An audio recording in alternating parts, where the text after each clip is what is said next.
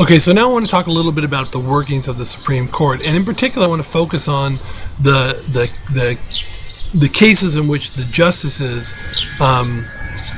decide to hear certain cases on the Supreme Court, like what they what cases they decide to hear and what cases they don't hear, because that's the way it works. The justices have to decide. The justices on the Supreme Court are the ones who decide which cases that they're going to hear. They just get to pick and choose what they want to go ahead and hear.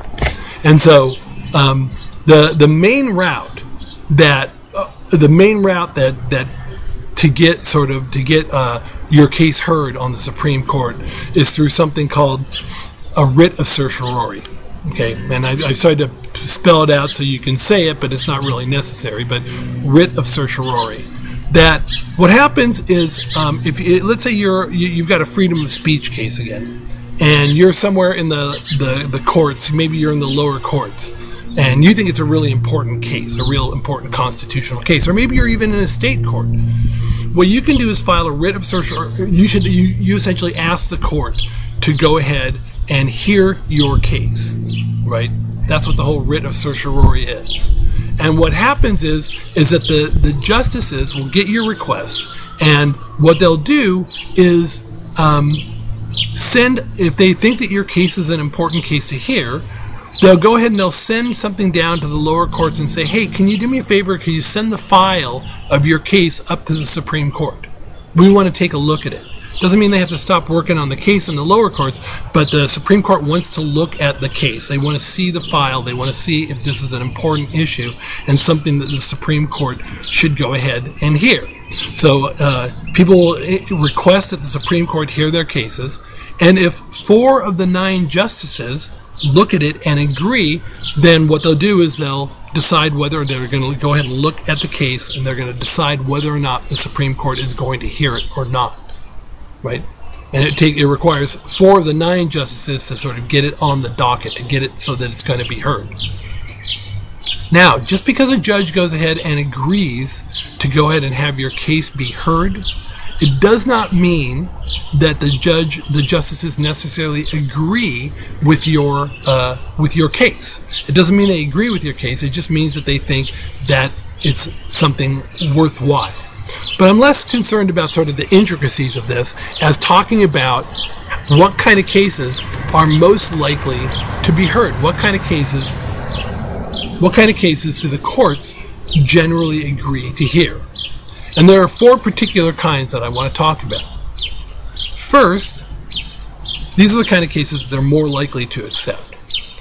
If there's a case where what you have is the lower courts, either the federal district courts or maybe some state Supreme Courts or the U.S. Court of Appeals, but lower courts who are disagreeing on a similar ruling. If they're going ahead and they're hearing cases, but in Kentucky they're coming up with one ruling, and in Alabama they're coming up with another ruling, those are the kind of cases that the Supreme Court will bring both the cases up to the Supreme Court and decide, look, hey, this is what the new rule is going to be. You know, if you've got one judge saying, yes, this law is constitutional, you got another judge saying, no, this law is unconstitutional, right? When judges make decisions, and it's a similar case, when judges make decisions, they go and look for the precedent, and when they go and look for the precedent, they got one person who said the law is unconstitutional, another one who ruled that the law was unconstitutional. That's kind of confusing for them. So what the Supreme Court will do is bring those cases to the Supreme Court and settle the issue. So if you've got lower courts that are making different rulings, right? One's ruling, yes, it's constitutional. The other one's ruling, no, it's not. Those are the kind of cases that they'll pull up. If a lower court makes a decision that conflicts with a Supreme Court ruling, a previous Supreme Court ruling, those are the kind of cases they'll pull up. That's kind of what happened in Brown versus Board of Education, right? The previous rulings prior to Brown versus Board of Education, Plessy versus Ferguson, and other cases that were decided along those lines.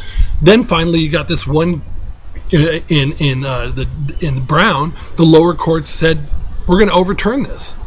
We think that they got it wrong," and so the Supreme Court will go ahead and pull up a case like that. And in a case like that, they went ahead and said, "You know what? Brown versus the Board of Education, that decision was correct." So if the lower court makes a ruling that conflicts with the Supreme Court ruling, they'll call that case up and listen to it.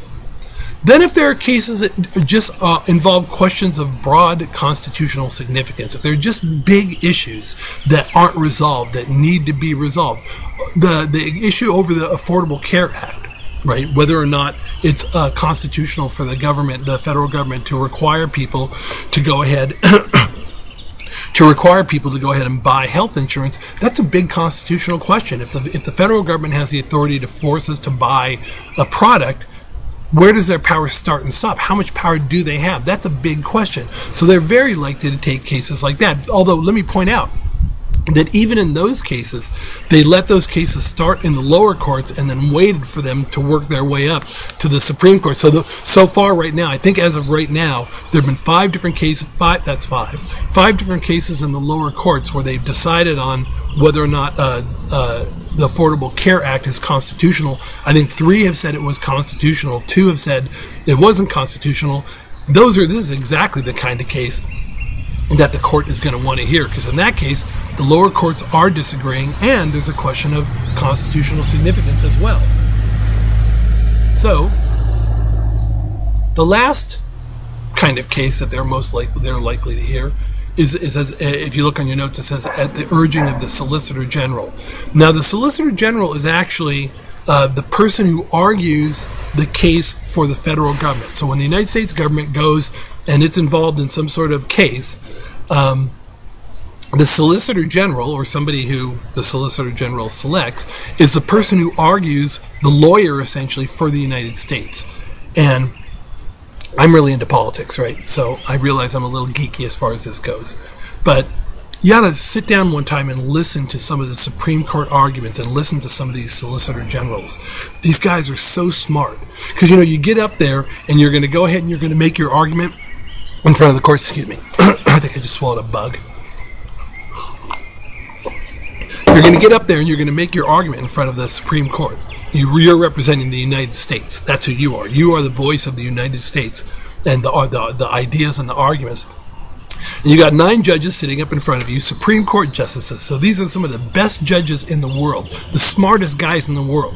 They've already read all your paperwork, so they already know mostly what you're going to argue. And you get up and you start to make your arguments. And it's not like they give you 5 or 10 minutes just to say what you want. You get your arguments out, and then all of a sudden they'll start like, well, what about this? And you answer the question, you start to make your arguments again. Somebody goes, well, what about this? And you just keep getting pelted with questions from these judges over and over and over again. So there are these guys who go in and they argue. They're lawyers.